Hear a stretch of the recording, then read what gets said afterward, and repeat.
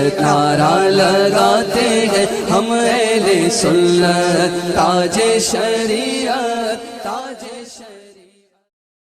بسم اللہ الرحمن الرحیم۔ اللہ کے نام سے شروع جو بہت مہربان رحمت والا۔ سیرت مصطفیٰ صلی اللہ تعالی علیہ وسلم، پارٹ 7۔ مصنف شیخ الحدیث علامہ عبد المصطفیٰ اعظمی رحمۃ اللہ تعالی علیہ۔ مضامین: حضور تاجدار دو عالم صلی اللہ تعالی علیہ وسلم کی مدنی زندگی، مسجد قباء، مسجد الجمعہ، حضرت ابو ایوب انصاری رضی اللہ تعالی عنہ کا مکان، حضرت عبداللہ بن سلام رضی اللہ تعالی عنہ کا اسلام، حضور کے اہل و عیال مدینہ شریف میں صلی اللہ تعالی علیہ وسلم ورضی اللہ تعالی عنہم، مسجد نبوی کی تعمیر، ازواج مطہرات رضی اللہ تعالی عنہن کے مکانات، مہاجرین کے گھر، حضرت عائشہ صدیقہ رضی اللہ تعالی عنہا کی رخصتی، اذان کی ابتدا، انصار و مہاجر بھائی بھائی رضی اللہ تعالی عنہم، یہودیوں سے معاہدہ، مدینہ شریف کے لیے دعا، حضرت سلمان فارسی مسلمان ہو گئے رضی اللہ تعالی عنہ، نمازوں کی رکعت میں اضافہ، 3 جاں نثاروں کی وفات، وصال مبارک۔ صفحہ 140 سے 156 تک، اور مضامین کو اردو اور انگلش میں ڈسکرپشن میں ضرور پڑھے۔ اے روزہ، ہر کام کا ایک وقت ہے، دل کو بھی آرام ہو ہی جائے گا۔ صلی اللہ علی النبی الامی و آلہ صلی اللہ علیہ وسلم، صلاۃ و سلاما علیک یا رسول اللہ صلی اللہ تعالی علیہ وسلم۔ حضور تاجدار دو عالم صلی اللہ تعالی علیہ وسلم کی مدنی زندگی۔ تعالی اللہ ذات مصطفیٰ کا حسن لافانی کے ایک جمع ہے جس میں تمام اوصاف امکانی، دعائے یونسی، خلق خلیلی، صبر ایوبی، جلال موسوی، زہد مسیحی، حسن کنعانی صلی اللہ تعالی علیہ وسلم۔ چھٹا باب، ہجرت کا پہلا سال، ہجری 1۔ مسجد قباء۔ قباء میں سب سے پہلا کام ایک مسجد کی تعمیر تھی۔ اس مقصد کے لیے آقائے کون و مکان صلی اللہ تعالی علیہ وسلم نے حضرت کلثوم بن حدم رضی اللہ تعالی عنہ کی ایک زمین کو پسند فرمایا جہاں خاندان عمرو بن عوف کی کھجوریں سکھائی جاتی تھے۔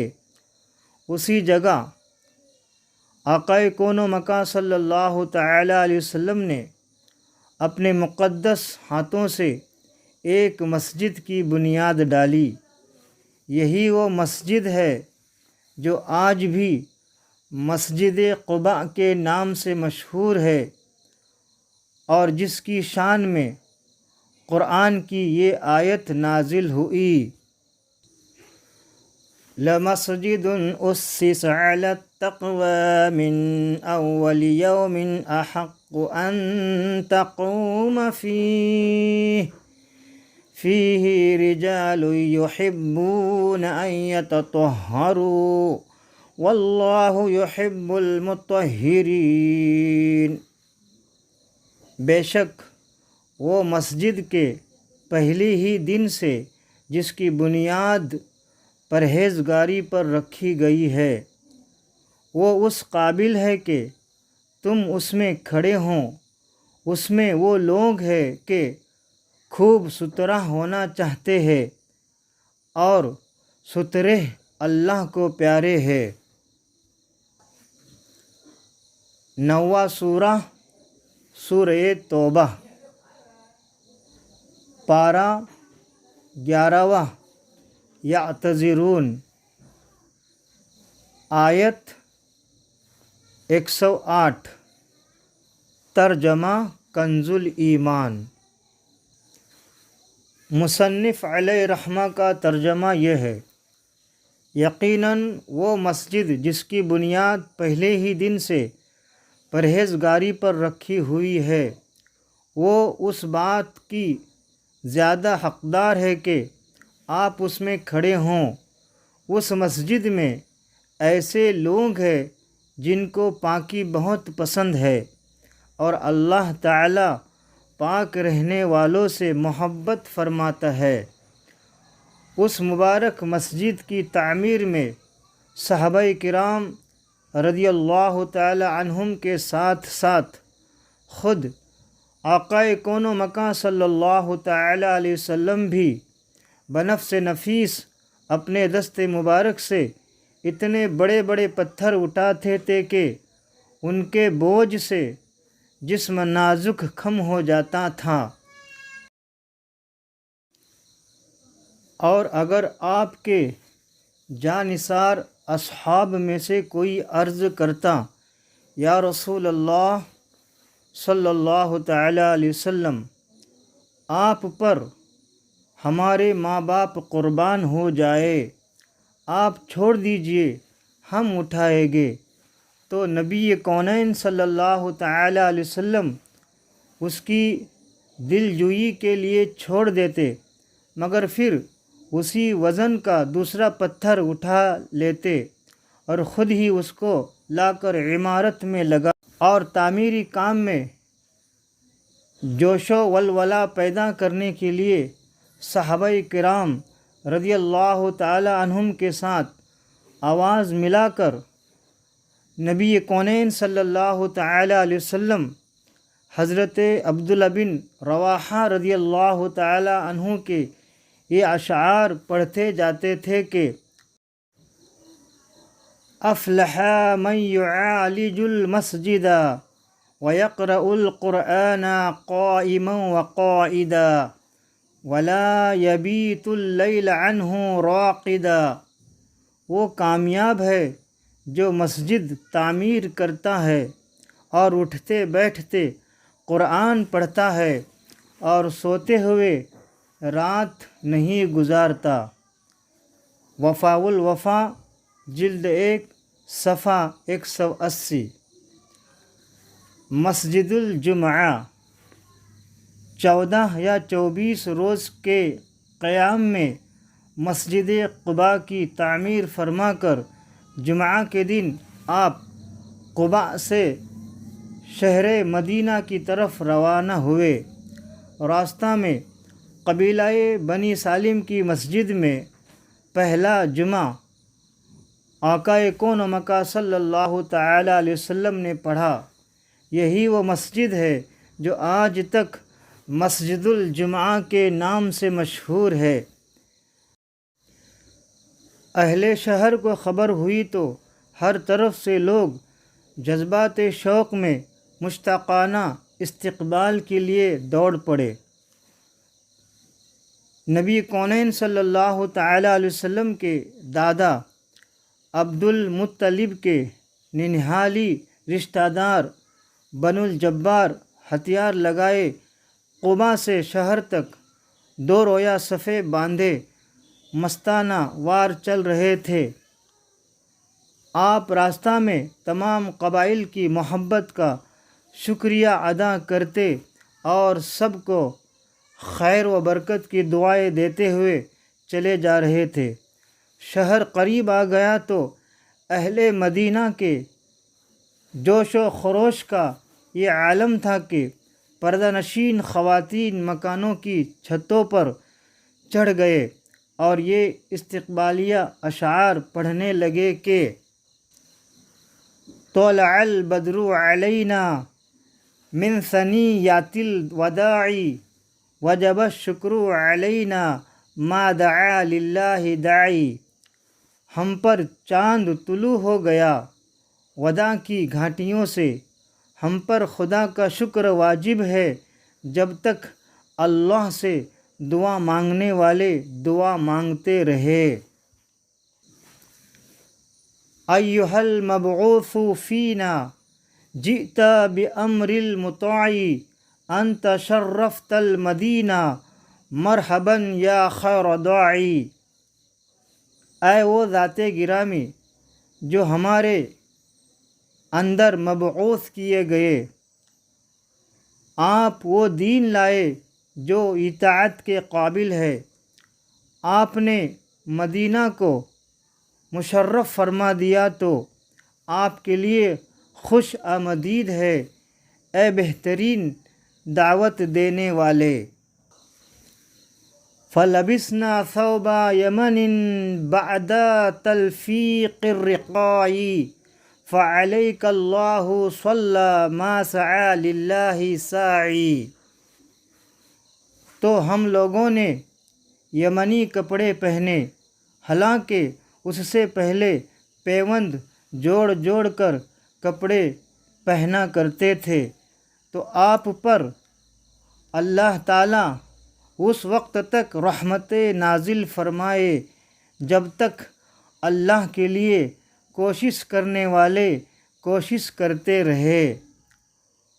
مدینہ شریف کی ننھی بچیاں جوش مسرت میں جھوم جھوم کر اور دف بجا بجا کر یہ گیت گاتی تھے کہ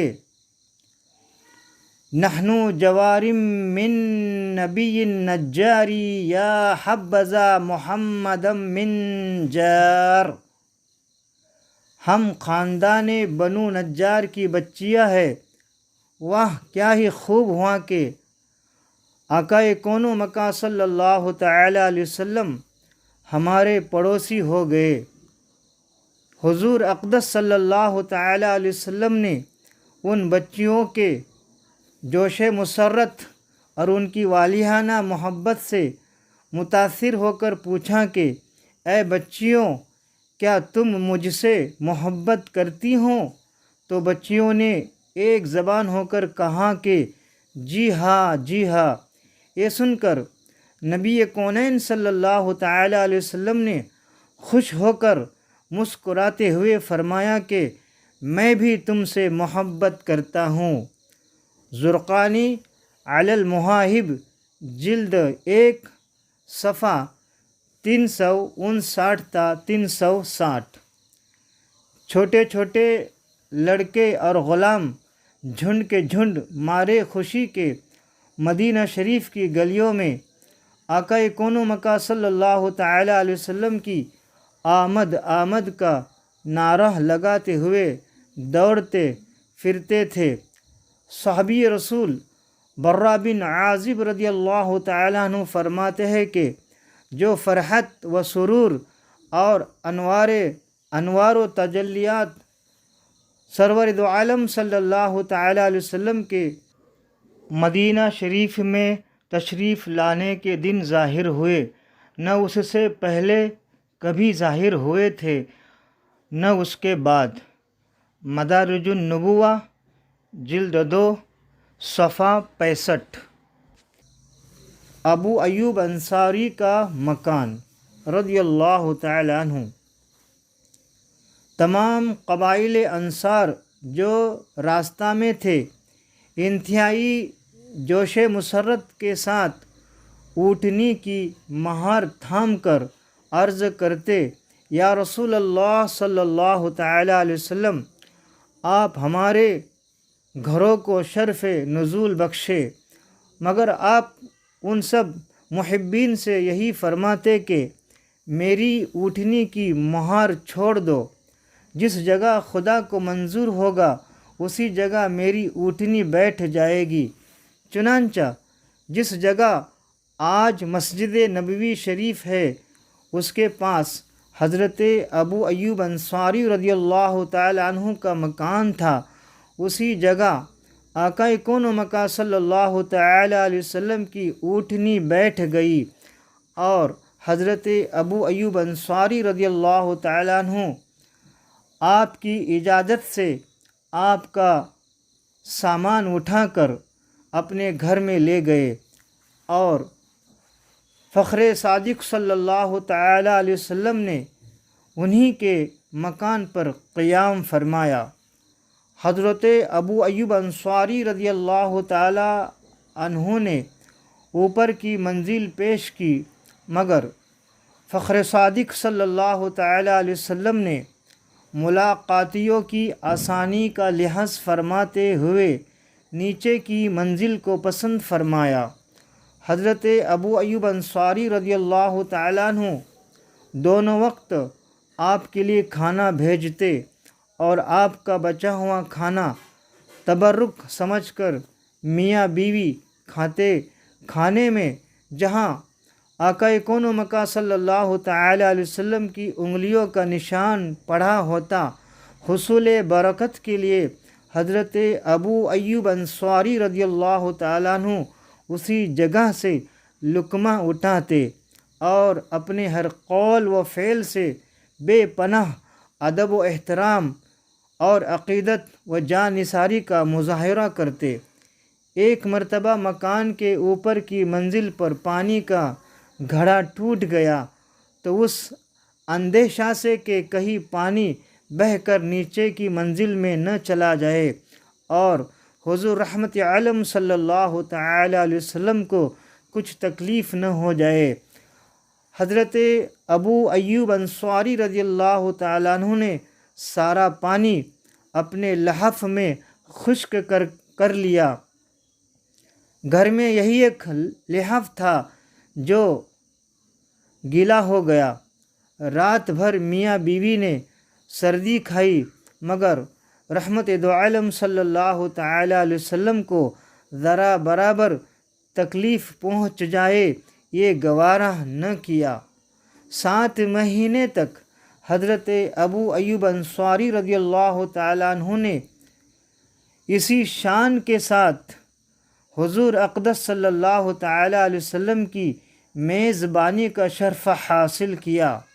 جب مسجد نبوی اور اس کے آس پاس کے حجرے تیار ہو گئے تو جان دو عالم صلی اللہ تعالی علیہ وسلم ان حجروں میں اپنی ازواج مطہرات رضی اللہ تعالی عنہن کے ساتھ قیام پذیر ہو گئے۔ زرقانی علی المحائب جلد 1 صفحہ 357 وغیرہ۔ یمن کا بادشاہ طب اول اور حضرت ابو ایوب انصاری رضی اللہ تعالی عنہ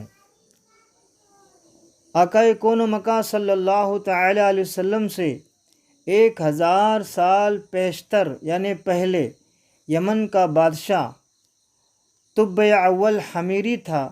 ایک مرتبہ وہ اپنی سلطنت کے دورہ کو نکلا۔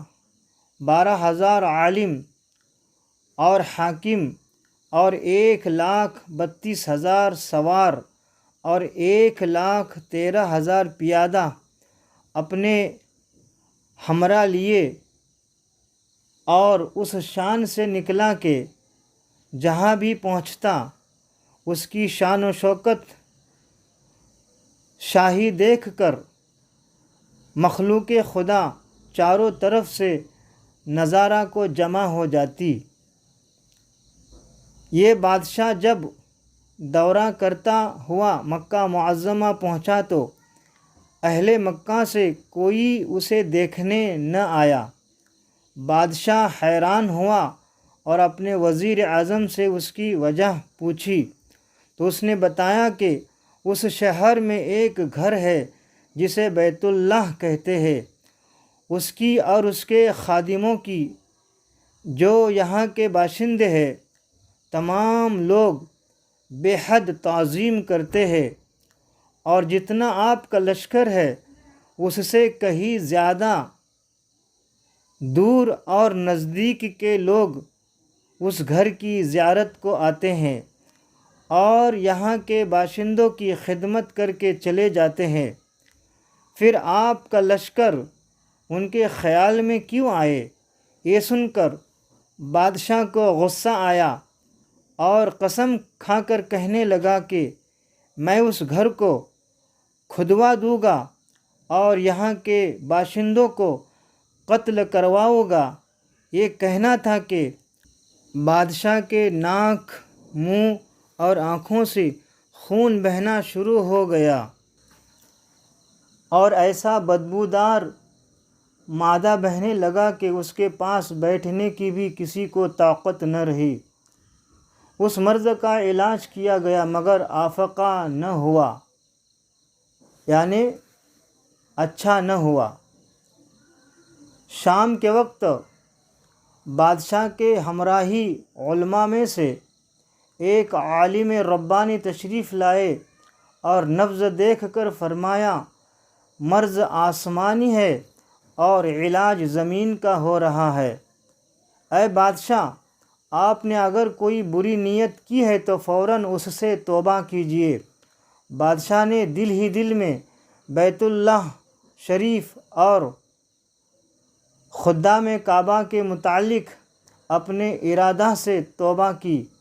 توبہ کرتے ہی اس کا وہ خون اور معدہ بہنا بند ہو گیا اور پھر صحت کی خوشی میں اس نے بیت اللہ شریف کو ریشمی غلاف چڑھایا اور شہر کے ہر باشندے کو 7 اشرفی اور 7 ریشمی جوڑے نظر کیے۔ پھر یہاں سے چل کر جب مدینہ منورہ پہنچا تو ہمراہی علماء نے جو کتب سماویہ کے عالم تھے وہاں کی مٹی کو سونگھا اور کنکریوں کو دیکھا اور نبی آخر الزماں صلی اللہ تعالیٰ علیہ وسلم کی ہجرت گاہ کی جو علامتیں انہوں نے پڑھی تھے ان کے مطابق اس سرزمین کو پایا تو باہم عہد کر لیا کہ یعنی وعدہ کر لیا کہ ہم یہاں ہی مر جائیں گے مگر اس سرزمین کو نہ چھوڑیں گے۔ اگر ہماری قسمت نے یاوری کی تو یعنی قسمت نے ساتھ دیا تو کبھی نہ کبھی جب نبی آخر الزماں صلی اللہ تعالیٰ علیہ وسلم یہاں تشریف لائیں گے ہمیں بھی زیارت کا شرف حاصل ہو جائے گا، ورنہ ہماری قبروں پر تو ضرور ہی کبھی نہ کبھی ان کی جوتیوں کی مقدس خاک اڑ کر پڑ جائے گی جو ہماری نجات کے لیے کافی ہے۔ یہ سن کر بادشاہ نے ان عالموں کے واسطے 400 مکان بنوائے اور اس بڑے عالم ربانی کے مکان کے پاس حضور رحمت دو عالم صلی اللہ تعالی علیہ وسلم کی خاطر ایک 2 منزلہ عمدہ مکان تیار کرایا اور وصیت کر دی کہ جب آقا کون و مکان صلی اللہ تعالی علیہ وسلم تشریف لائے تو یہ مکان آپ کی آرام گاہ ہوگی، اور ان 400 علماء کی کافی مالی امداد بھی کی اور کہا کہ تم ہمیشہ یہی رہو، اور پھر اس بڑے عالم ربانی کو ایک خط لکھ دیا اور کہا کہ میرا یہ خط اسی نبی آخر الزماں صلی اللہ تعالی علیہ وسلم کی خدمت اقدس میں پیش کر دینا، اور اگر زندگی بھر تک تمہیں رحمت دو عالم صلی اللہ تعالی علیہ وسلم کی زیارت کا موقع نہ ملے تو اپنی اولاد کو وصیت کر دینا کہ نسلاً بعد نسلیں میرا یہ خط محفوظ رکھے حتیٰ کہ سرکار عبد قرار صلی اللہ تعالی علیہ وسلم کی خدمت میں پیش کیا جائے۔ یہ کہہ کر بادشاہ وہاں سے چل دیا اور وہ خط نبی کریم صلی اللہ تعالیٰ علیہ وسلم کی خدمت میں 1000 سال بعد پیش ہوا۔ کیسے ہوا اور خط میں کیا لکھا تھا سنیے، اور عظمت مصطفیٰ صلی اللہ تعالیٰ علیہ وسلم کا اعتراف فرمائیے۔ خط کا مضمون یہ تھا، ترجمہ: کم ترین مخلوق طب اول حمیری کی طرف سے شفیع المذنبین سید المرسلین محمد رسول اللہ صلی اللہ تعالیٰ علیہ وسلم، اما بعد، اے اللہ کے حبیب، میں آپ پر ایمان لاتا ہوں اور جو کتاب آپ پر نازل ہوگی اس پر بھی ایمان لاتا ہوں، اور میں آپ کے دین پر ہوں۔ پس اگر مجھے آپ کی زیارت کا موقع مل گیا تو بہت اچھا و غنیمت، اور اگر میں آپ کی زیارت نہ کر سکا تو میری شفاعت فرمانا اور قیامت کے روز مجھے فراموش نہ کرنا۔ میں آپ کی پہلی امت میں سے ہوں اور آپ کے ساتھ آپ کی آمد سے پہلے ہی بیعت کرتا ہوں۔ میں گواہی دیتا ہوں کہ اللہ ایک ہے اور آپ اس کے سچے رسول ہے، جل جلالہ وصلی اللہ تعالی علیہ وسلم۔ شاہ یمن کا یہ خط نسلاً بعد نسلٍ ان 400 علماء کے اندر حرز جاں کی حیثیت سے محفوظ چلا آیا، یہاں تک کہ 1000 سال کا عرصہ گزر گیا۔ ان علماء کی اولاد اس کثرت سے بڑھی کہ مدینہ کی آبادی میں کئی گنا اضافہ ہو گیا، اور یہ خط دست بدست مع وصیت کے اس بڑے عالم ربانی کی اولاد میں سے حضرت ابو ایوب انصاری رضی اللہ تعالیٰ عنہ کے پاس پہنچا، اور آپ نے وہ خط اپنے غلام خاص ابو لیلہ کی تحویل میں رکھا، اور جب آقا کون و مکان صلی اللہ تعالیٰ علیہ وسلم مکہ معظمہ سے ہجرت فرما کر مدینہ منورہ پہنچے اور مدینہ منورہ کی الوداعی گھاٹی ثنیات کی گھاٹیوں سے آپ کی اونٹنی نمودار ہوئی، اور مدینہ منورہ کے خوش نصیب لوگ محبوب خدا کا استقبال کرنے کو جونک در جونک آ رہے تھے، اور کوئی اپنے مکانوں کو سجا رہا تھا تو کوئی گلیوں اور سڑکوں کو صاف کر رہا تھا، کوئی دعوت کا انتظام کر رہا تھا، اور سب یہی اصرار کر رہے تھے کہ آقا کون و مکان صلی اللہ تعالیٰ علیہ وسلم میرے گھر تشریف فرما ہوں۔ حضور رحمت دو عالم صلی اللہ تعالیٰ علیہ وسلم نے فرمایا کہ میری اونٹنی کی نکیل چھوڑ دو، جس گھر میں یہ ٹھہرے گی اور بیٹھ جائے گی وہی میری قیام گاہ ہوگی۔ چنانچہ جو 2 منزلہ مکان شاہ یمن طبے نے حضور صلی اللہ تعالیٰ علیہ وسلم کی خاطر بنوایا تھا، وہ اس وقت حضرت ابو ایوب انصاری رضی اللہ تعالیٰ عنہ کی تحویل میں تھا، یعنی ان کی ملکیت میں تھا۔ اسی میں آقا کون و مکان صلی اللہ تعالیٰ علیہ وسلم کی اونٹنی جا کر بیٹھ گئی یا ٹھہر گئی۔ لوگوں نے ابو لیلہ کو بھیجا کہ حضور کو شاہ یمن طبے کا خط دے آؤ۔ جب ابو لیلہ حاضر ہوا تو حضور رحمت عالم غائبدہ رسول صلی اللہ تعالیٰ علیہ وسلم نے اسے دیکھتے ہی فرمایا، تو ابو لیلہ ہے۔ یہ سن کر ابو لیلہ حیران ہو گئے۔ رحمت دو عالم صلی اللہ تعالیٰ علیہ وسلم نے پھر فرمایا، میں محمد الرسول اللہ ہوں، جل جلالہ صلی اللہ تعالیٰ علیہ وسلم۔ شاہ یمن کا جو میرا خط تمہارے پاس ہے لاؤ وہ مجھے دو۔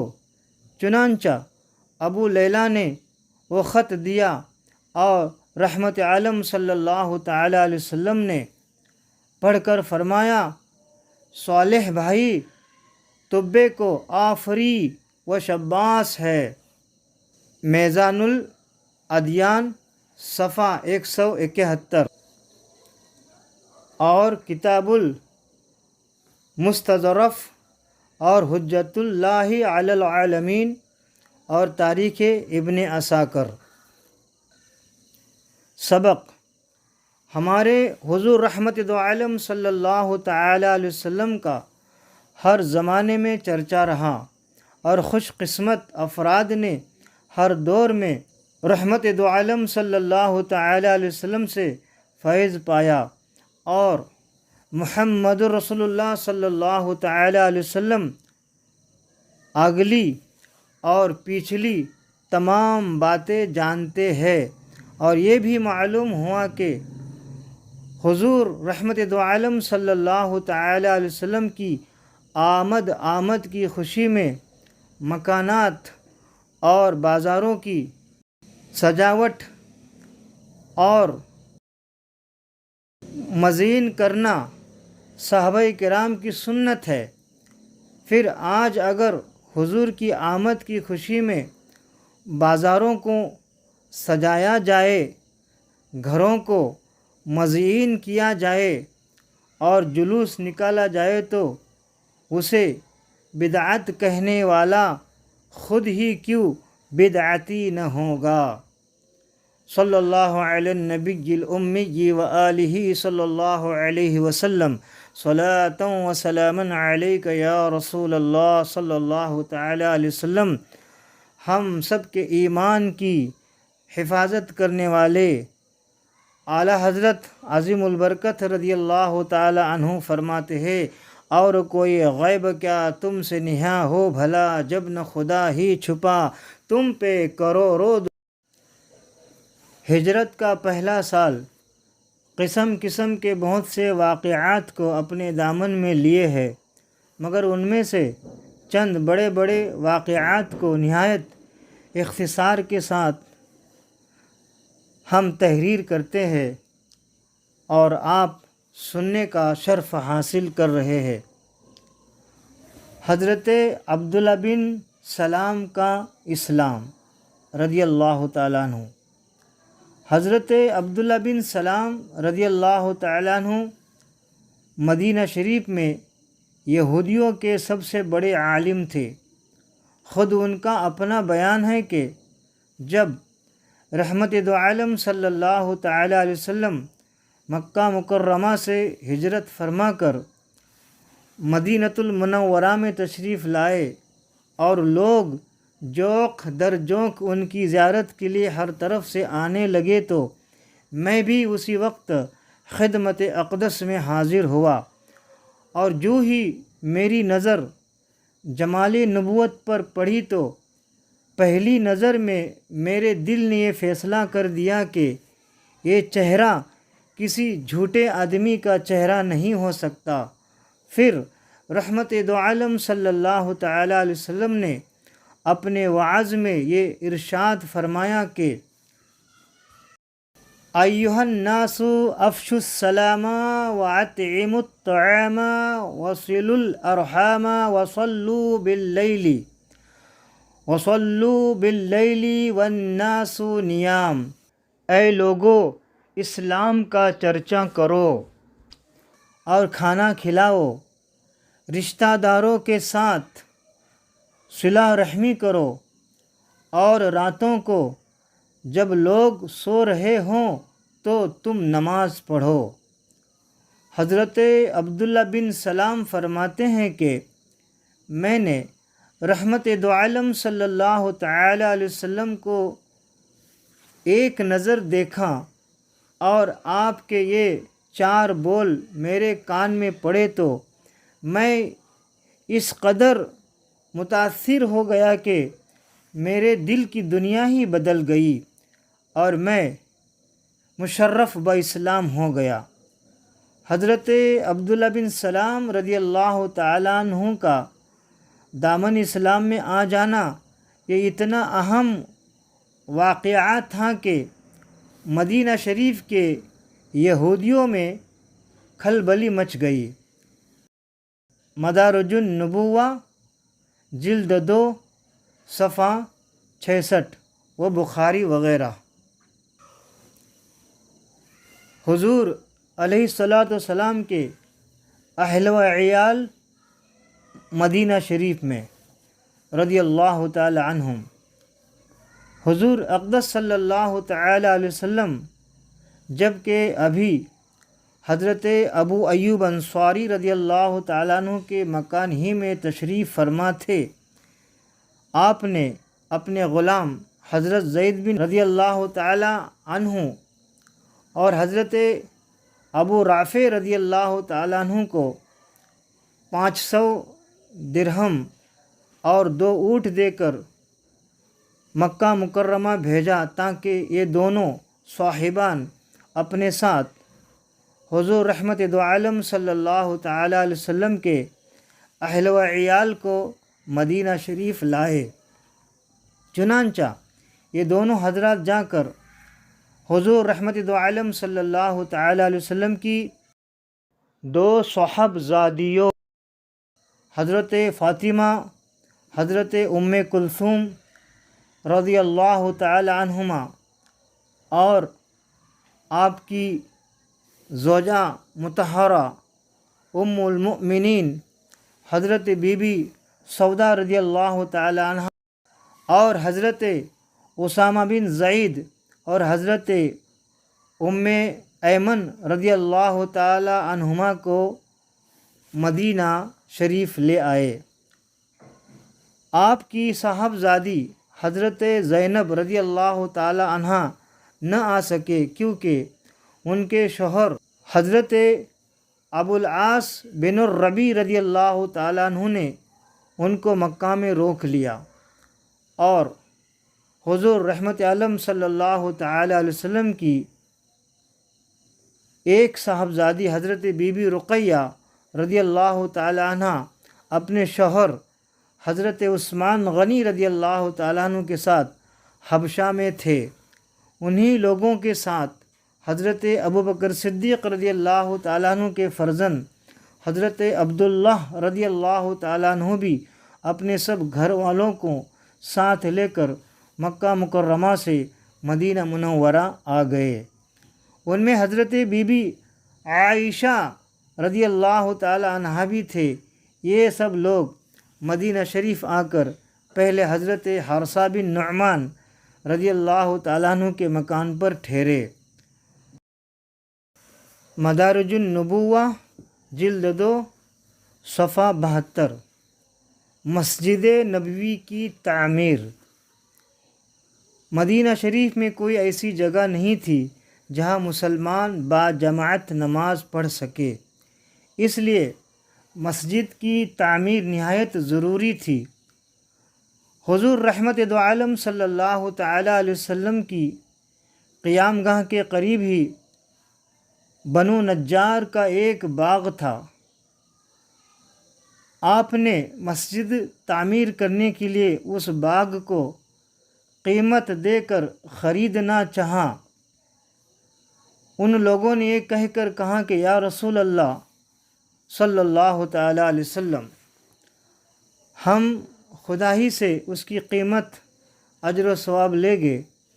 مفت میں زمین مسجد کی تعمیر کے لیے پیش کر دی، لیکن چونکہ یہ زمین اصل میں 2 یتیموں کی تھی، آقا کون و مکہ صلی اللہ تعالی علیہ وسلم نے ان دونوں یتیم بچوں کو بلا بھیجا۔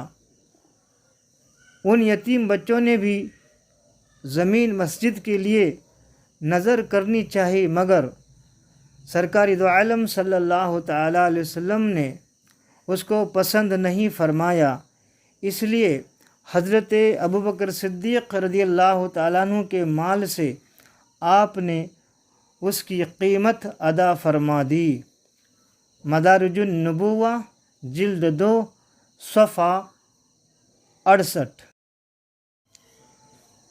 اس زمین میں چند درخت، کچھ کھنڈرات اور کچھ مشرکوں کی قبریں تھے۔ آقا کون و مکان صلی اللہ تعالیٰ علیہ وسلم نے درختوں کے کاٹنے اور مشرکین کی قبروں کو کھود کر پھینک دینے کا حکم دیا۔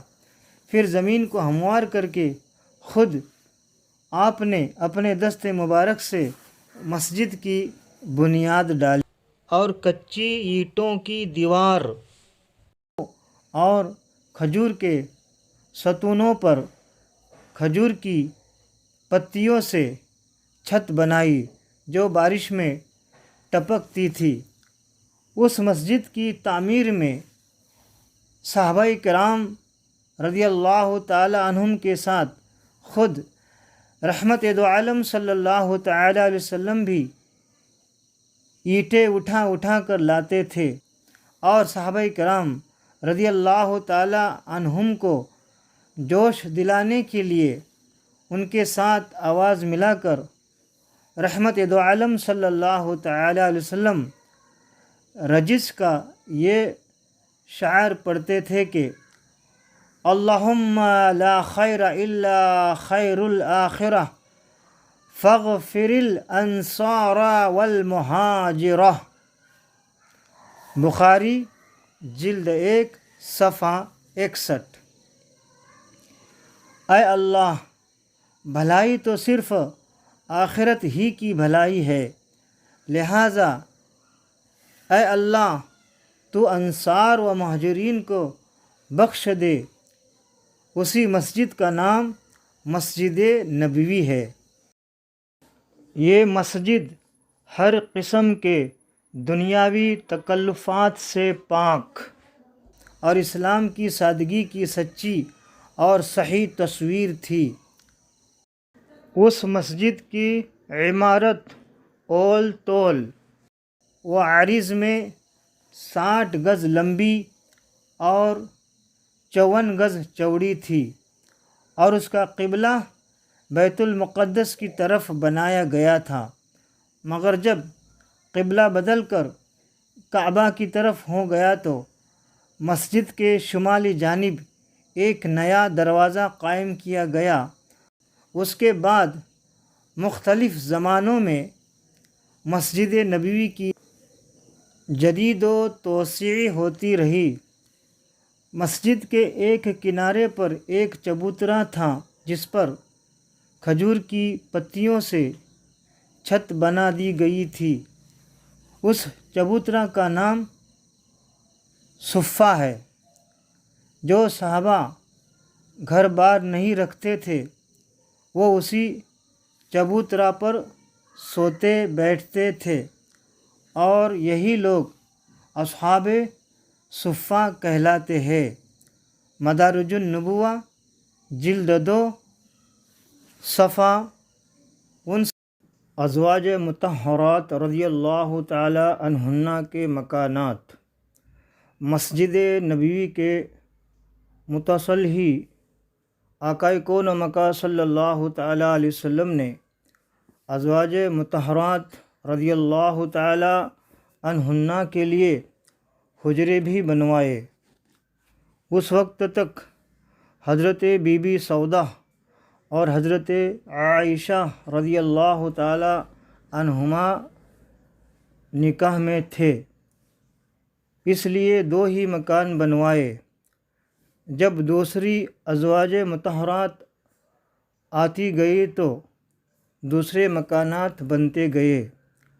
یہ مکانات بھی بہت ہی سادگی کے ساتھ بنائے گئے تھے۔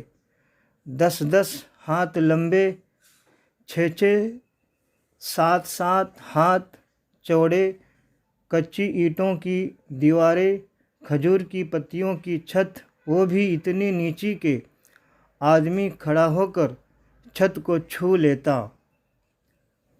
دروازوں میں کواڑ بھی نہ تھے، کمبل یا ٹاٹ کے پردے پڑے رہتے تھے۔ طبقات ابن سعد وغیرہ۔ اللہ اکبر۔ یہ ہے شہنشاہ دو عالم صلی اللہ تعالی علیہ وسلم کا وہ کاشانہ نبوت جس کی آستانہ بوسی اور دربانی جبریل علیہ السلام کے لیے سرمایہ سعادت اور باعث افتخار تھی۔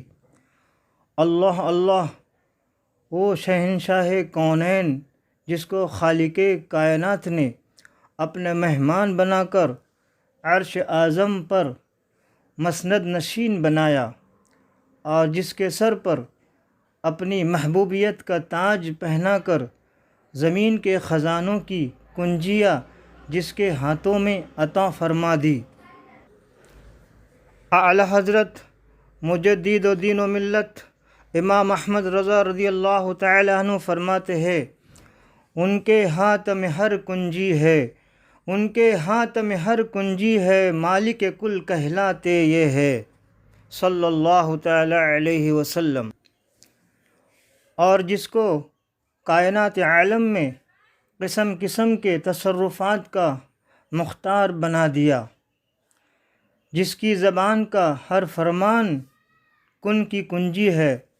اعلی حضرت عظیم البرکت رضی اللہ تعالی عنہ فرماتے ہیں، وہ زباں جس کو سب کن کی کنجی کہے، اس کی نافذ حکومت پہ لاکھوں سلام، جس کی نگاہ کرم کے ایک اشارہ نے ان لوگوں کو جن کے ہاتھوں میں اونٹوں کی مہر رہتی تھی، انہیں اقوام عالم کی قسمت کی لغام عطا فرما دی۔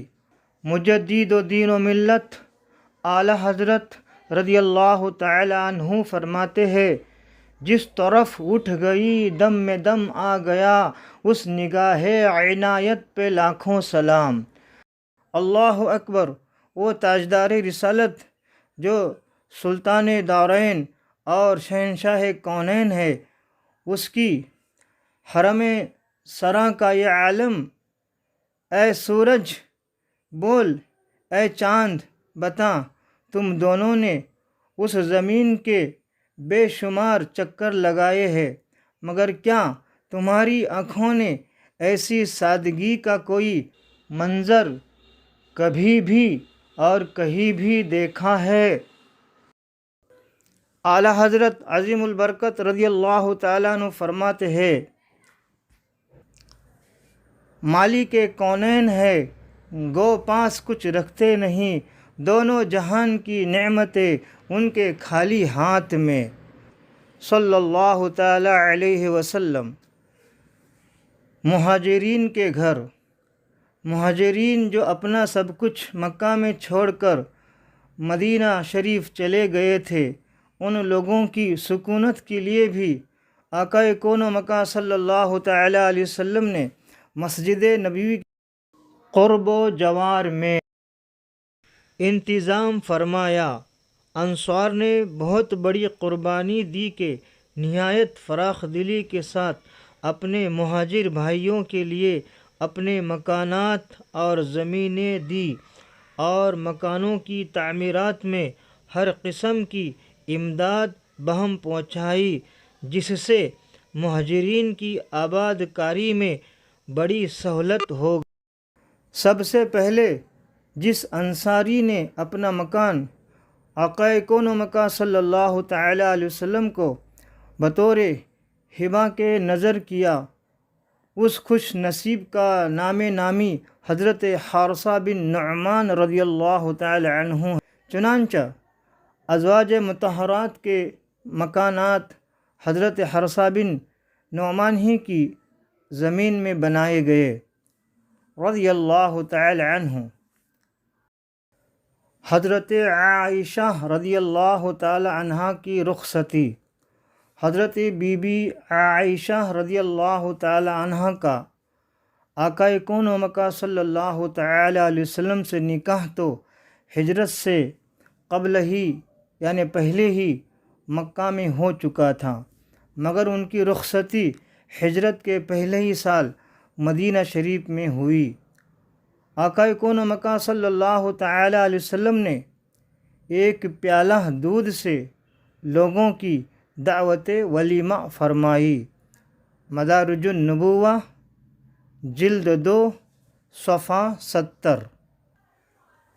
اذان کی ابتدا۔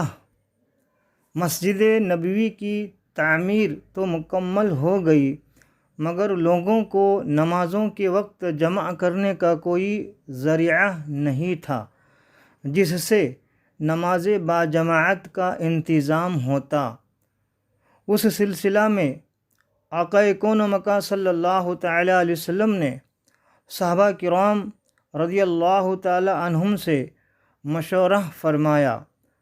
بعض نے نمازوں کے وقت آگ جلانے کا مشورہ دیا، بعض نے ناقوس بجانے کی رائے دی، مگر آقا کون و مکان صلی اللہ تعالی علیہ وسلم نے غیر مسلموں کے ان طریقوں کو پسند نہیں فرمایا۔ حضرت عمر رضی اللہ تعالی عنہ نے یہ تجویز پیش کی کہ ہر نماز کے وقت کسی آدمی کو بھیج دیا جائے جو پوری مسلم آبادی میں نماز کا اعلان کر دے۔ نبی کونین صلی اللہ تعالی علیہ وسلم نے اس رائے کو پسند فرمایا اور حضرت بلال رضی اللہ تعالی عنہ کو حکم فرمایا کہ وہ نمازوں کے وقت لوگوں کو پکار دیا کرے۔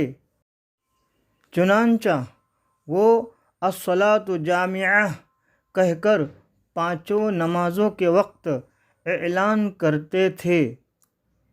اسی درمیان ایک صحابی حضرت عبداللہ بن زید انصاری رضی اللہ تعالی عنہ نے خواب میں دیکھا کہ اذان شرعی کے الفاظ کوئی سنا رہا ہے۔ اس کے بعد آقا کون و مکان صلی اللہ تعالی علیہ وسلم اور حضرت عمر رضی اللہ تعالی عنہ اور دوسرے صحابہ کو بھی اس قسم کے خواب نظر آئے رضی اللہ تعالی عنہم۔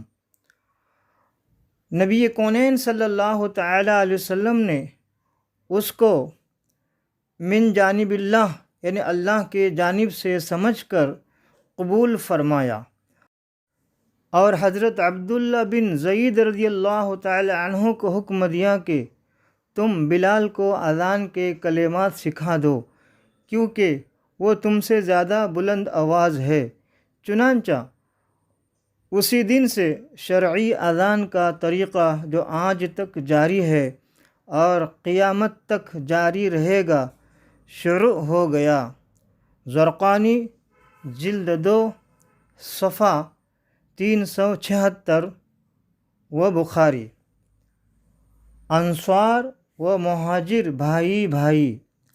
حضرات مہاجرین چونکہ انتہائی بے سر و سامانی کی حالت میں بالکل خالی ہاتھ اپنے اہل و عیال کو چھوڑ کر مدینہ شریف آئے تھے، اس لیے پردیس میں مفلسی کے ساتھ وحشت و بیگانگی اور اپنے اہل و عیال کی جدائی کا صدمہ محسوس کرتے تھے۔ اس میں شک نہیں کہ انصار نے ان مہاجرین کی مہمان نوازی اور دل جوئی میں کوئی کسر نہیں اٹھا رکھی، لیکن مہاجرین دیر تک دوسروں کے سہارے زندگی بسر کرنا پسند نہیں کرتے تھے، کیونکہ وہ لوگ ہمیشہ سے اپنے دست و بازو کی کمائی کھانے کے عادی تھے۔ اس لیے ضرورت تھی کہ مہاجرین کی پریشانی کو دور کرنے اور ان کے لیے مستقل ذریعہ معاش مہیا کرنے کے لیے کوئی انتظام کیا جائے۔ اس لیے آقا دو جہاں صلی اللہ تعالی علیہ وسلم نے خیال فرمایا کہ انصار و مہاجرین میں رشتہ اخوت بھائی چارہ قائم کر کے ان کو بھائی بھائی بنا دیا جائے، تاکہ مہاجرین کے دلوں سے اپنی تنہائی اور بے کسی کا احساس دور ہو جائے، اور ایک دوسرے کے مددگار بن جانے سے مہاجرین کے ذریعہ معاش کا مسئلہ بھی حل ہو جائے۔ چنانچہ مسجد نبوی کی تعمیر کے بعد ایک دن آقائے دو جہاں صلی اللہ تعالی علیہ وسلم نے حضرت انس بن مالک رضی اللہ تعالی عنہ کے مکان میں انصار و مہاجرین کو جمع فرمایا۔ اس وقت تک مہاجرین کی تعداد 45 یا 50 تھی۔ نبی کونین صلی اللہ تعالی علیہ وسلم نے انصار کو مخاطب کر کے فرمایا کہ یہ مہاجرین تمہارے بھائی ہے۔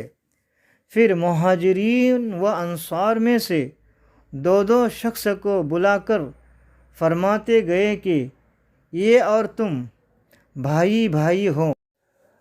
آقا کونین صلی اللہ تعالی علیہ وسلم کے ارشاد فرماتے ہی یہ رشتہ اخوت بالکل حقیقی بھائی جیسا رشتہ بن گیا۔ چنانچہ انصار نے مہاجرین کو ساتھ لے جا کر اپنے گھر کی ایک ایک چیز سامنے لا کر رکھ دی اور کہہ دیا کہ آپ ہمارے بھائی ہیں، اس لیے ان سب سامانوں میں آدھا آپ کا اور آدھا ہمارا ہے۔ حد ہو گئی کہ حضرت سعد بن ربیع انصاری جو حضرت عبد الرحمن بن عوف مہاجر کے بھائی قرار پائے تھے، ان کی 2 بیویاں تھے۔ حضرت سعد بن ربیع انصاری رضی اللہ تعالیٰ عنہ نے حضرت عبد الرحمن بن عوف رضی اللہ تعالیٰ عنہ سے کہا کہ میری ایک بیوی جسے آپ پسند کرے میں اس کو طلاق دے دوں اور آپ اس سے نکاح کر لے۔ اللہ اکبر! اس میں شک نہیں کہ انصار کا یہ ایثار ایک ایسا بے مثال شاہکار ہے کہ اقوام عالم کی تاریخ میں اس کی مثال مشکل سے ہی ملے گی۔ مگر مہاجرین نے کیا طرز عمل اختیار کیا کہ یہ بھی ایک قابل تقلید تاریخی کارنامہ ہے۔ حضرت سعد بن ربیع انصاری رضی اللہ تعالیٰ عنہ کی اس مخلصانہ پیشکش کو سن کر حضرت عبد الرحمن بن عوف رضی اللہ تعالیٰ عنہ نے شکریہ کے ساتھ یہ کہا کہ اللہ تعالیٰ یہ سب مال و متاع اور اہل و عیال آپ کو مبارک فرمائے، مجھے تو آپ صرف بازار کا راستہ بتا دیجئے۔ انہوں نے مدینہ شریف کے مشہور بازار قینقاع یا قینقاع کا راستہ بتا دیا۔ حضرت عبد الرحمن بن عوف رضی اللہ تعالیٰ عنہ بازار گئے اور کچھ گھی کچھ پنیر خرید کر شام تک بیچتے رہے۔ اسی طرح روزانہ وہ بازار جاتے رہے اور تھوڑے ہی عرصہ میں وہ کافی مالدار ہو گئے اور ان کے پاس اتنا سرمایہ جمع ہو گیا کہ انہوں نے شادی کر کے اپنا گھر بسا لیا۔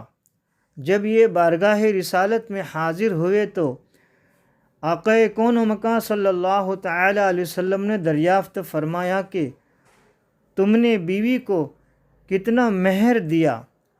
عرض کیا کہ 5 درہم برابر سونا۔ ارشاد فرمایا کہ اللہ تعالیٰ تمہیں برکتیں عطا فرمائے، تم دعوت ولیمہ کرو اگرچہ ایک بکری ہی ہو۔ بخاری باب الولیمہ ولو بشہ صفحہ 777 جلد 2۔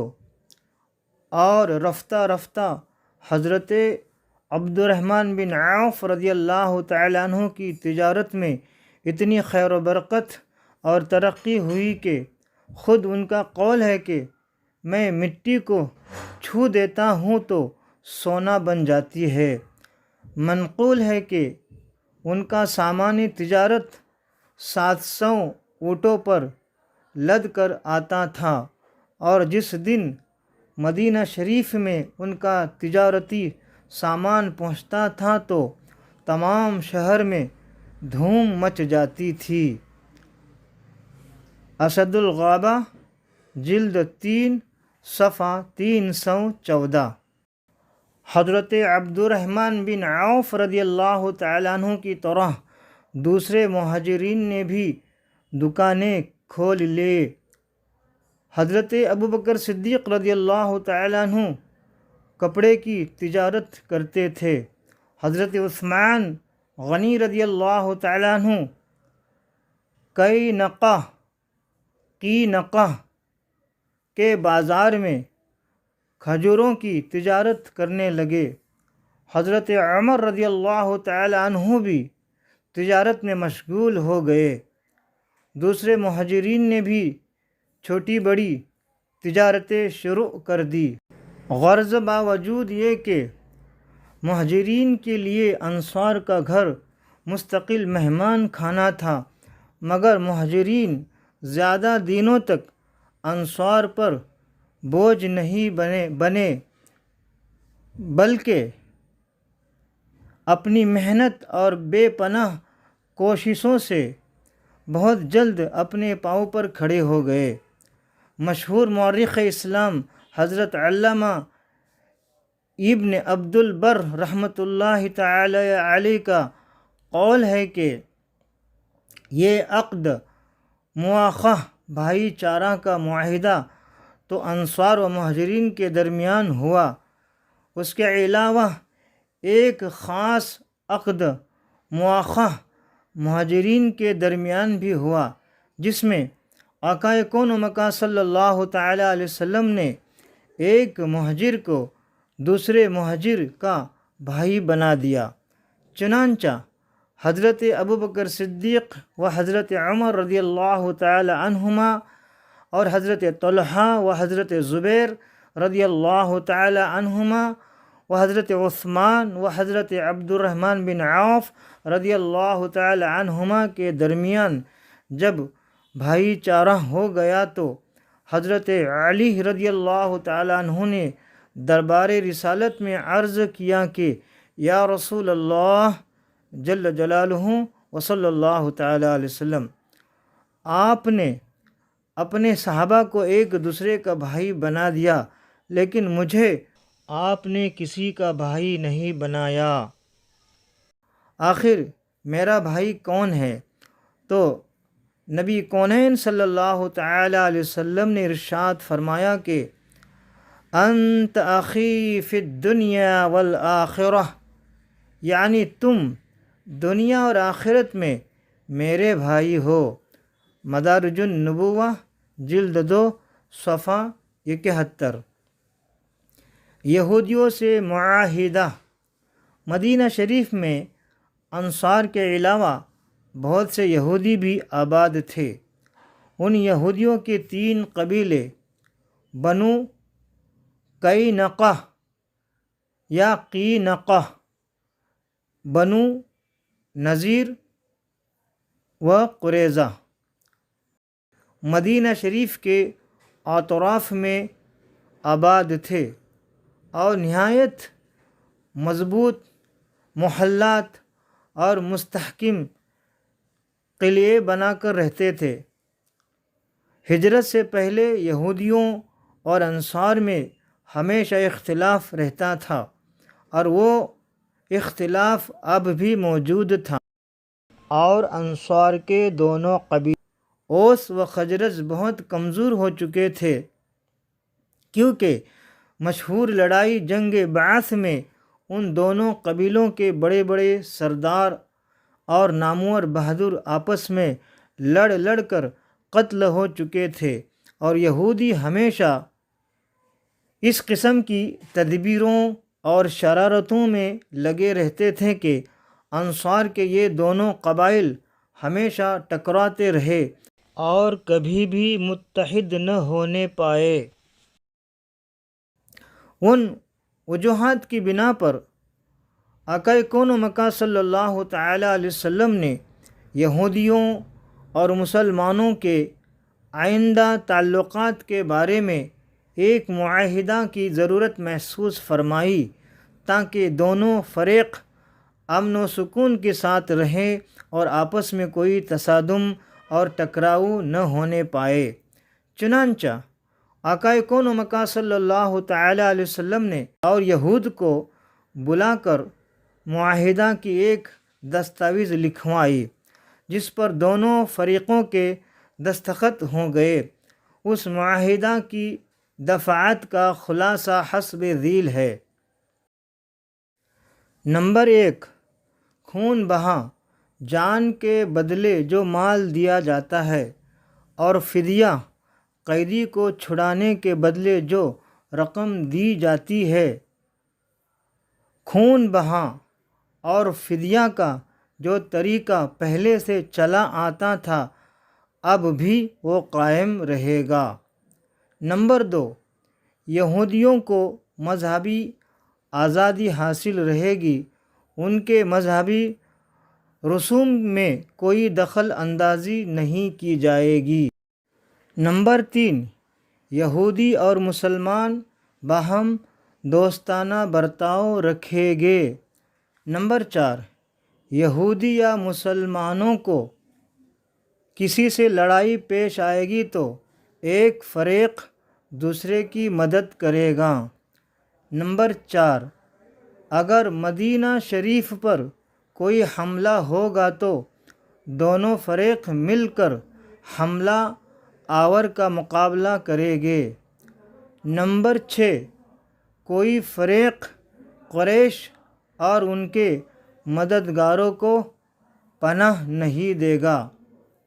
نمبر 7، کسی دشمن سے اگر ایک فریق صلح کرے گا تو دوسرا فریق بھی اس مصالحت میں شامل ہوگا، لیکن مذہبی لڑائی اس سے مستثنیٰ رہے گی۔ سیرت ابن ہشام جلد 4 صفحہ 501 تا 502۔ مدینہ شریف کے لیے دعا۔ چونکہ مدینہ شریف کی آب و ہوا اچھی نہ تھی، یہاں طرح طرح کی وبائیں اور بیماریاں پھیلتی رہتی تھے، اس لیے کثرت سے مہاجرین بیمار ہونے لگے۔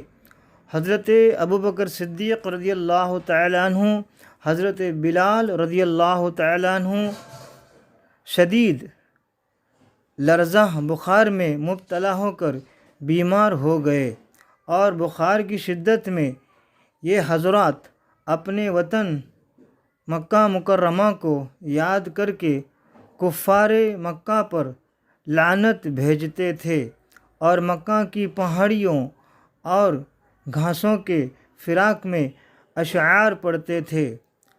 نبی کونین صلی اللہ تعالیٰ علیہ وسلم نے اس موقع پر یہ دعا فرمائی کہ یا اللہ ہمارے دلوں میں مدینہ شریف ایسی ہی محبت ڈال دے جیسی مکہ شریف کی محبت ہے، بلکہ اس سے بھی زیادہ، اور مدینہ شریف کی آب و ہوا کو صحت بخش بنا دے، اور مدینہ شریف کے صاع اور مد ناپ تول کے برتنوں میں خیر و برکت عطا فرما، اور مدینہ شریف کے بخار کو جحفہ کی طرح منتقل فرما دے۔ مدارج النبوہ جلد 2 صفحہ 70 و بخاری۔ حضرت سلمان فارسی مسلمان ہو گئے رضی اللہ تعالیٰ عنہ۔ ہجری 1 کے واقعات میں حضرت سلمان فارسی رضی اللہ تعالیٰ عنہ کے اسلام لانے کا واقعہ بھی بہت اہم ہے۔ یہ فارس کے رہنے والے تھے، ان کے آبا و اجداد بلکہ ان کے ملک کی پوری آبادی مجوسی آتش پرست تھی، یعنی آگ کی پوجا کرنے والی تھی۔ یہ اپنے آبائی دین سے بیزار ہو کر دین حق کی تلاش میں اپنے وطن سے نکلے، مگر ڈاکوؤں نے ان کو گرفتار کر کے اپنا غلام بنا لیا۔ پھر ان کو بیچ ڈالا۔ چنانچہ یہ کئی بار بکتے رہے اور مختلف لوگوں کی غلامی میں رہے۔ اسی طرح یہ مدینہ شریف پہنچے، کچھ دنوں تک عیسائی بن کر رہے اور یہودیوں سے بھی میل جول رکھتے رہے۔ اس طرح ان کو توریت اور انجیل کی کافی معلومات حاصل ہو چکی تھی۔ یہ آقا کون و مکان صلی اللہ تعالی علیہ وسلم کی بارگاہ میں حاضر ہوئے تو پہلے دن تازہ کھجوروں کا ایک طبق خدمت اقدس میں یہ کہہ کر پیش کیا کہ یہ صدقہ ہے۔ آقا کون و مکان صلی اللہ تعالی علیہ وسلم نے فرمایا کہ اس کو ہمارے سامنے سے اٹھا کر فقراء و مساکین کو دے دو، کیونکہ میں صدقہ نہیں کھاتا۔ پھر دوسرے دن کھجوروں کا خوان لے کر پہنچے اور یہ کہہ کر کہ یہ ہدیہ ہے سامنے رکھ دیا تو آقا کون و مکان صلی اللہ تعالی علیہ وسلم نے صحابہ کو ہاتھ بڑھانے کا ارشاد فرمایا اور خود بھی کھا لیا۔ اس درمیان میں حضرت سلمان فارسی رضی اللہ تعالیٰ عنہ نے نبی کونین صلی اللہ تعالی علیہ وسلم کے دونوں شانوں کے درمیان جو نظر ڈالی تو مہر نبوت کو دیکھ لیا، چونکہ یہ تورات و انجیل میں نبی آخر الزمان کی نشانیاں پڑھ چکے تھے، اس لیے فوراً ہی اسلام قبول کر لیا۔ مدارج النبوہ جلد 2 صفحہ 71 وغیرہ۔ نمازوں کی رکعت میں اضافہ۔ اب تک فرض نمازوں میں صرف 2 ہی رکعتیں تھے، مگر ہجرت کے سال اول ہی میں جب آقا کون و مکان صلی اللہ تعالی علیہ وسلم مدینہ تشریف لائے تو ظہر و عصر و عشاء میں 4 لیکن سفر کی حالت میں اب بھی وہی 2 رکعتیں قائم رہے۔ اسی کو سفر کی حالت میں نمازوں میں قصر کہتے ہیں۔ مدارج النبوہ جلد 2 صفحہ 71۔ 3 جان نثاروں کی وفات۔ 3 جان نثاروں کی وفات۔ اس سال حضرت صحابہ کرام رضی اللہ تعالیٰ عنہم میں سے 3 نہایت ہی شاندار اور جان نثار حضرات نے وفات پائی، یعنی ان کا وصال مبارک ہوا، جو در حقیقت اسلام کے سچے جان نثار اور بہت ہی بڑے معین و مددگار تھے۔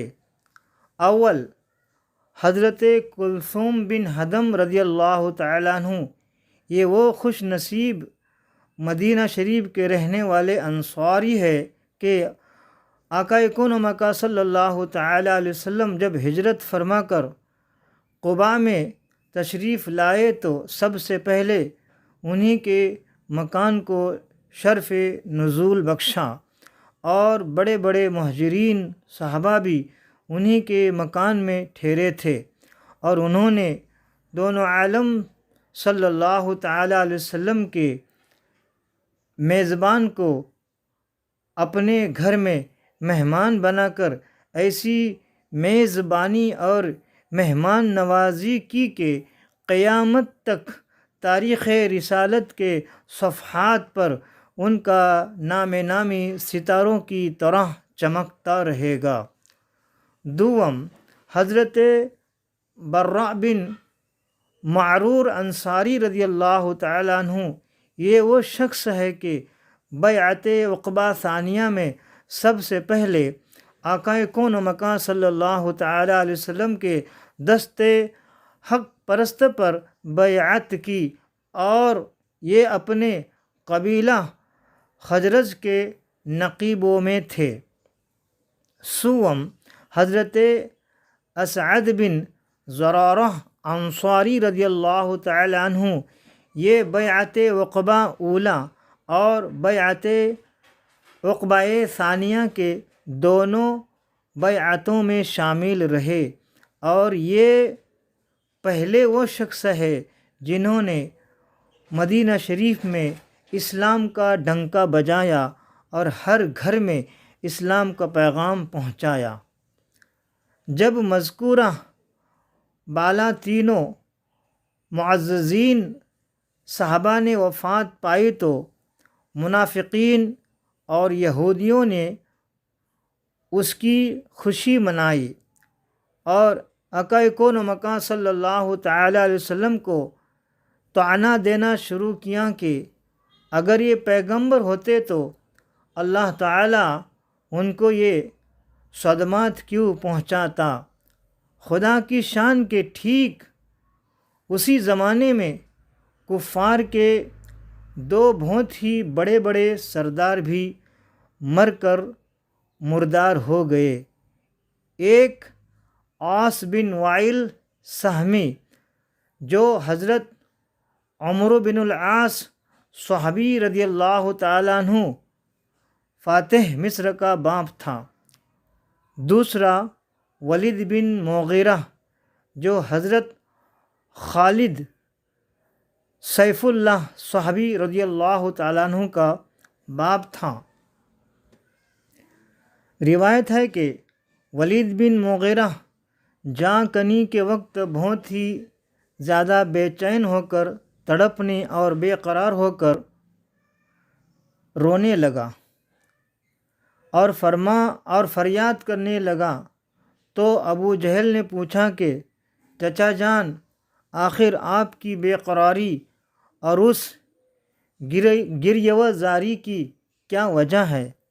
تو ولید بن مغیرہ بولا کہ میرے بھتیجے، میں اس لیے اتنی بے قراری سے رو رہا ہوں کہ مجھے اب یہ ڈر ہے کہ میرے بعد مکہ میں محمد صلی اللہ تعالی علیہ وسلم کا دین پھیل جائے گا۔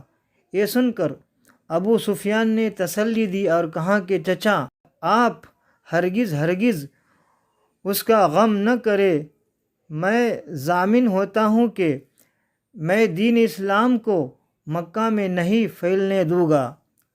چنانچہ ابو سفیان اپنے اس عہد پر یعنی وعدے پر اس طرح قائم رہے کہ مکہ فتح ہونے تک وہ برابر اسلام کے خلاف جنگ کرتے رہے، مگر فتح مکہ کے دن ابو سفیان نے اسلام قبول کر لیا اور پھر ایسے صادق الاسلام بن گئے کہ اسلام کی نصرت و حمایت کے لیے زندگی بھر جہاد کرتے رہے، اور انہی جہادوں میں کفار کے تیروں سے ان کی آنکھیں زخمی ہو گئے اور روشنی جاتی رہی۔ یہی وہ حضرت ابو سفیان رضی اللہ تعالیٰ عنہ ہے جن کے سپوت بیٹے حضرت امیر معاویہ رضی اللہ تعالیٰ عنہ ہے۔ اسی سال سن ہجری 1 میں حضرت عبداللہ بن زبیر رضی اللہ تعالیٰ عنہ کی ولادت ہوئی۔ ہجرت کے بعد مہاجرین کے یہاں سب سے پہلا بچہ جو پیدا ہوا وہ یہی عبداللہ بن زبیر رضی اللہ تعالیٰ عنہ ہے۔ ان کی والدہ حضرت بی بی آسمہ جو حضرت ابوبکر صدیق رضی اللہ تعالیٰ عنہ کی صاحبزادی ہے، بیٹی ہے، پیدا ہوتے ہی ان کو لے کر بارگاہ رسالت صلی اللہ تعالی علیہ وسلم میں حاضر ہوئے۔ آقا صلی اللہ تعالی علیہ وسلم نے ان کو اپنی گود میں بٹھا کر اور کھجور چبا کر ان کے منہ میں ڈال دی۔ اس طرح سب سے پہلی غذا جو ان کے شکم میں پہنچی وہ آقا کون و مکان صلی اللہ تعالی علیہ وسلم کا لعب دہن مبارک تھا۔ حضرت عبداللہ بن زبیر رضی اللہ تعالیٰ عنہ کی پیدائش سے مسلمانوں کو بے حد خوشی ہوئی، اس لیے کہ مدینہ شریف کے یہودی کہا کرتے تھے کہ ہم لوگوں نے مہاجرین پر ایسا جادو کر دیا ہے کہ ان کے یہاں کوئی بچہ پیدا نہیں ہوگا۔ اے رضا، ہر کام کا ایک وقت ہے، دل کو بھی آرام ہو ہی جائے گا۔ سوالات، چھٹا باب۔ سوال نمبر 1، ایسی مسجد کا تعارف پیش کرے جس کا ذکر قرآن مجید میں کس صورت میں موجود ہے، آیت نمبر کے ساتھ بیان کرے، اور وہ کب بنائی گئی اور اسے کس نے تعمیر کیا۔ جواب نمبر 1، وہ مسجد قباء ہے جس کا ذکر قرآن سورہ توبہ آیت 8 میں ہے۔ وہ زمین کلثوم بن حدم رضی اللہ تعالی عنہ کی تھی جہاں خاندان عمرو بن عوف کی کھجوریں سکھائی جاتی تھے، اور وہ مسجد ہجرت کے سفر کے دوران خود سرکار دو عالم صلی اللہ تعالی علیہ وسلم نے اپنے ہاتھوں مبارک سے اس مسجد کی بنیاد ڈالی، اور جان دو عالم صلی اللہ تعالی علیہ وسلم نے اور صحابہ کرام رضی اللہ تعالی عنہم نے اس مسجد کی تعمیر فرمائی، اور آج بھی وہ مسجد قباء کے نام سے مشہور ہے۔ سوال نمبر 2، آقا دو جہاں صلی اللہ تعالی علیہ وسلم نے پہلا جمعہ کون سی مسجد میں پڑھا؟ جواب نمبر 2، سرور کائنات صلی اللہ تعالی علیہ وسلم نے پہلا جمعہ بنی سالم کے مسجد میں ادا فرمایا، اور وہ مسجد آج مسجد جمعہ کے نام سے مشہور ہے۔ سوال نمبر 3، مسجد نبوی شریف جب تعمیر کی گئی تو اس کی لمبائی چوڑائی کس قدر رکھی گئی تھی، اور رخ قبلہ کس طرف تھا، اور وہ زمین کس کی تھی؟ جواب نمبر 3، مسجد نبوی کی عمارت 60 گز لمبی اور 54 گز یعنی 54 گز چوڑی تھی۔ اس کا قبلہ بیت المقدس کی طرف بنایا گیا تھا، اور وہ زمین 2 یتیم بچوں کی تھی جسے نبی کونین صلی اللہ تعالی علیہ وسلم نے قیمتاً خرید لیا، جس کی رقم یار غار خلیفہ اول حضرت ابوبکر صدیق رضی اللہ تعالی عنہ نے ادا کی، اور وہ مسجد نبوی تعمیر فرمائی۔ سوال نمبر 4، ازواج مطہرات کے مکانات مبارکہ کی کیفیت کیا تھی؟ جواب نمبر 4، وہ مکانات بہت ہی سادگی کے ساتھ بنائے گئے، 10 ہاتھ لمبے اور 7 ہاتھ چوڑے، کچی اینٹوں کی دیواریں، کھجور کی پتوں کی چھت، اور دروازوں کے کمبل یا ٹاٹ کے پردے تھے۔ سوال نمبر 5، ازواج مطہرات کے مکانات کے لیے کس صحابی رضی اللہ تعالی عنہ نے زمین فراہم کرنے کا شرف حاصل کیا؟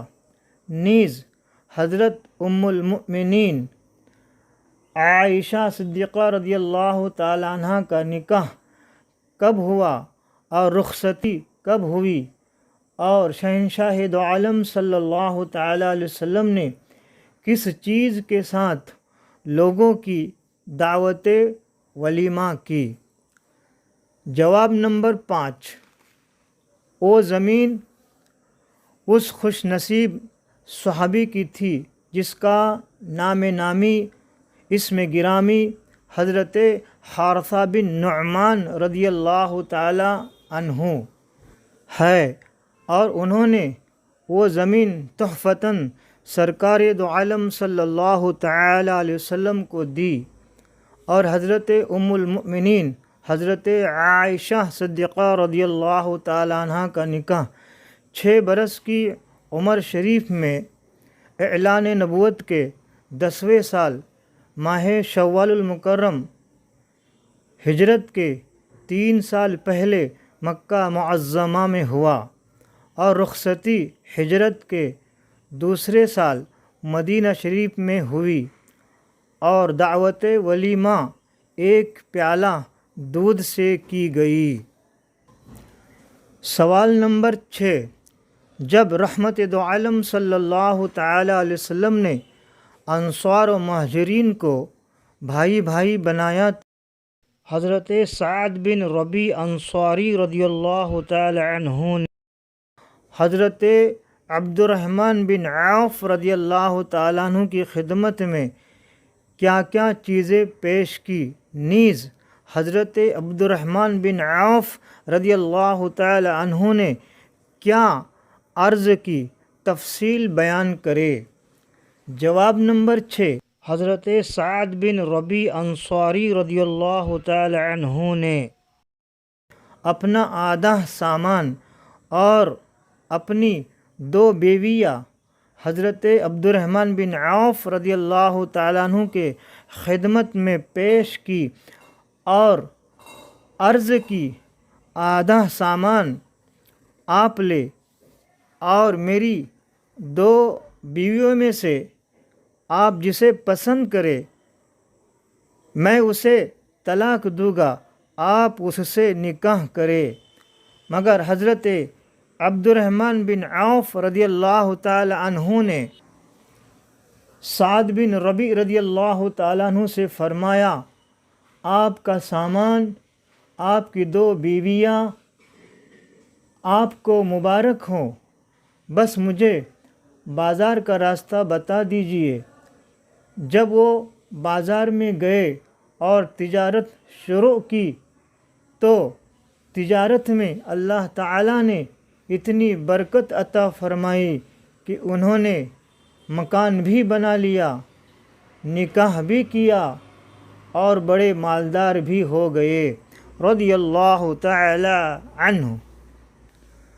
سوال نمبر 7، اذان کی ابتدا کیسے اور کہاں ہوئی، پوری تفصیل بیان کرے۔ جواب نمبر 7، اذان کی ابتدا مدینہ شریف میں ہوئی۔ اذان کے شرعی الفاظ حضرت عبداللہ بن زید انصاری رضی اللہ تعالیٰ عنہ نے خواب میں سنے، اور اس کے بعد اور اس قسم کے خواب آقا و مولا اور خلیفہ دوم حضرت عمر فاروق اعظم اور دوسرے صحابہ کرام نے دیکھے صلی اللہ تعالی علیہ وسلم ورضی اللہ تعالی عنہم۔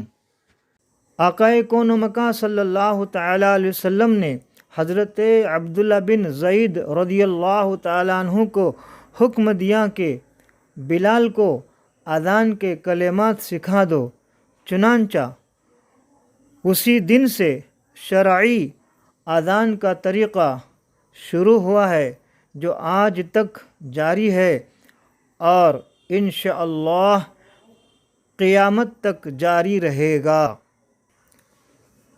سوال نمبر 8، مہاجرین صحابہ کس چیز کو پسند کرتے تھے؟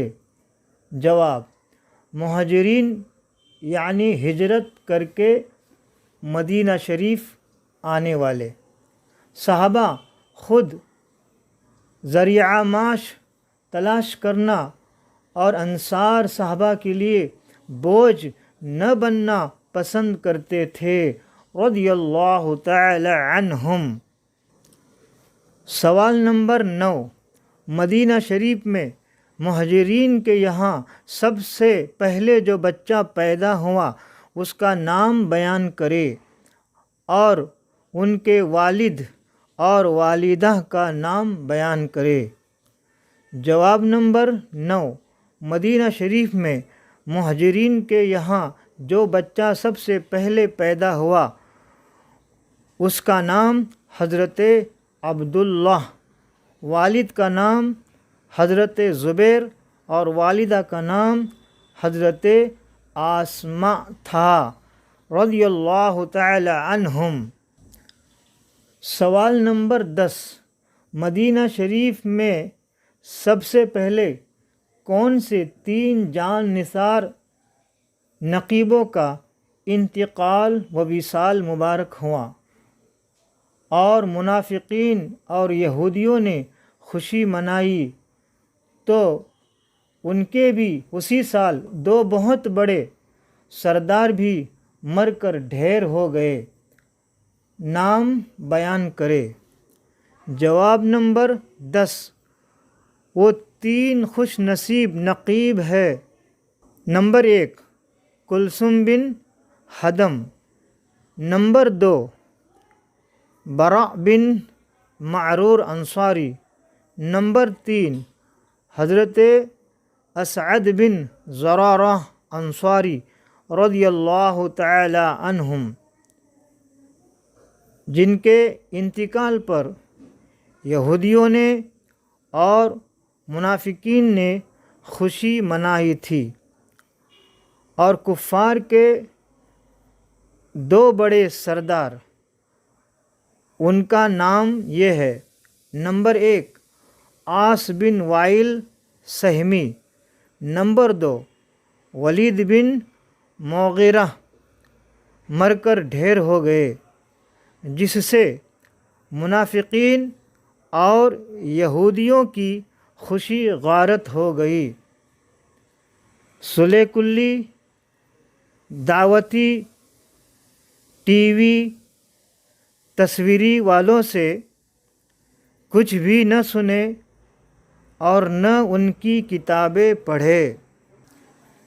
15ویں صدی کے دوسرے مجدد اعظم حضور تاج الشریعہ رضی اللہ تعالی عنہ فرماتے ہیں، زندگی یہ نہیں ہے کسی کے لیے، زندگی ہے نبی کی نبی کے لیے، ناسمجھ مرتے ہیں زندگی کے لیے، جینا مرنا ہے سب کچھ نبی کے لیے۔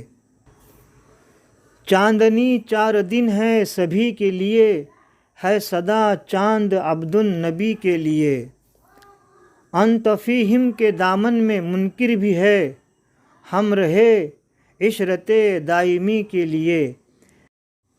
مسلک اعلیٰ حضرت سلامت رہے، ایک پہچان دین نبی کے لیے، مسلک اعلیٰ حضرت پہ قائم رہو، زندگی دی گئی ہے اسی کے لیے۔ صلح کلی نبی کا نہیں سنیو، سنی مسلم ہے سچا نبی کے لیے۔ اختر قادری خلد میں چل دیا، اختر قادری خلد میں چل دیا، خلد واہ ہے ہر یک قادری کے لیے، خلد واہ ہے ہر یک قادری کے لیے۔ صلی اللہ تعالی علیہ وسلم ورضی اللہ تعالی عنہ۔